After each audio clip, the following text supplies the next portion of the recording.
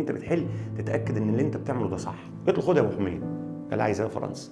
زي الموضوع بالظبط مين النحاس مع انجلترا.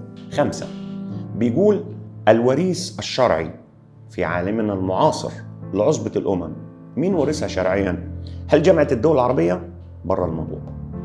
حركة انحياز الاتحاد الأوروبي؟ لا، الأمم المتحدة. مع عصبة الأمم لما فشلت باشتعال الحرب العالمية الثانية أسسوا هيئة الأمم المتحدة. طب هم بيخلقوا ليه الجنسيات المتعددة دي؟ يعني أنا راجل جزائري، اللي يخليني أسعى لجنسية فرنسا. فرنسا بقول لك ايه؟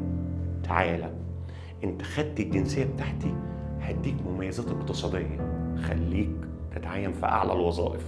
انا لما امسك من الخليج للمحيط، طب ما انا هجابل وانا رايح كالسعوديه وسوريا الكبرى، اصل من الخليج للمحيط ده الامه العربيه الاسلاميه. هل العالم الاسلامي كله تعرض الوطن العربي كله؟ لا، الا وسط شبه الجزيره والعراق وسوريا الكبرى. يبقى تحقيق الامن والسلام الاجتماعي. ليه؟ لان معاهده الصلح العامه كانت بتتجدد ان تقوم بدور فض المنازعات. ما هو ديوان الاقاليم كان بيفض المنازعات، منع المشاحنات بين القرى. تمام؟ فطبعا ايطاليا كرد فعل على الموضوع ده انضمت للحلف النمساوي الالماني سنه 1882 ضد الفرنسي الروسي. راحت جاريه هنا عند جزيره اسمها جزيره بريم عند مدخل البحر الأحمر 1799، وقدروا واحتلت الجزيرة. انجلترا لك ايه؟ قالت لي لا، أنا هقعد في بريم هنا لأحسن فرنسا الشيطان يوزعها وتفكر تروح مستعمراتي في الهند أقطع خبرها. إحنا نسير عندهم القضية مين بقى؟ العنصرية. أسير عندهم إيه؟ العنصرية. زي مين بقى العنصرية؟ فاكرين يا جماعة المغرب؟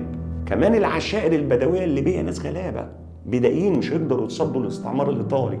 العوامل دي كلها خلت المدن الإيطالية أو المدن الليبية الساحلية ديرنا بنغازي طرابلس سقطت بسهولة واحدة ورا الثانية. انتهت الحماية البريطانية على مصر هي بالتصريح التي أدى إلى الدستور، يبقى عقب دستور 3. الحماية أعلنت 14 وانتهت في 22، يبقى عقب دستور 23. وراحت منحته لمين؟ لتركيا. ما تنساش إن 39 الحرب العالمية الثانية. هو الكتاب مش كاتب ليه؟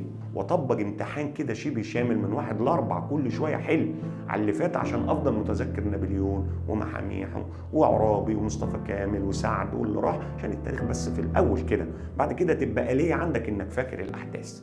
خلاص؟ شد حيلكم، ربنا يوفقكم، والسلام عليكم.